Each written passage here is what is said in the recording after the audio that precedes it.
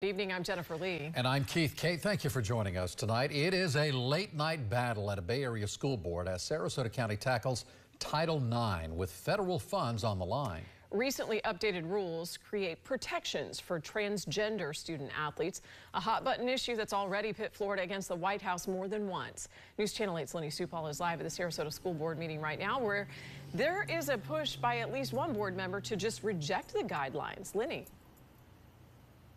Oh, yes, and we saw that escalate as the evening went on after a lot of sharp banter and a moment of hesitation. The school board just moments ago rejecting the new Title IX guidelines that the U.S. Department of Education released last month. But now that means that federal funding could be at stake.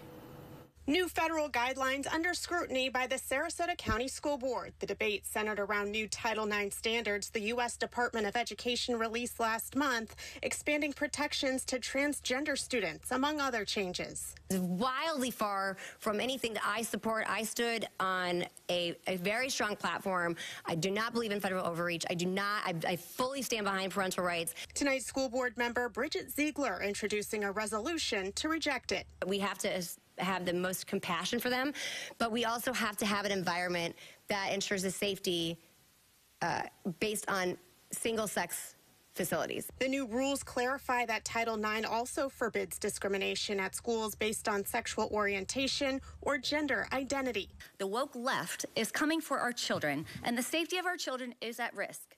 It's going to take you to stand in the gap. We need true leaders at this time, not those that sit the fence. Trans students like myself cannot focus on academic work if they must also worry about harassment for their identity. Alex Lieberman, a freshman at Pineview School. I feel like this proposed resolution is very targeted toward students who identify as transgender, and I think it's much better to not have that feeling of having a target on your back for these students.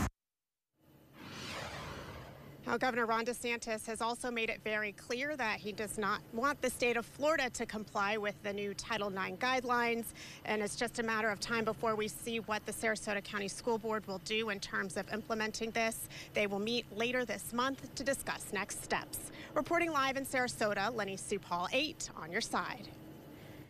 Two grown men who beat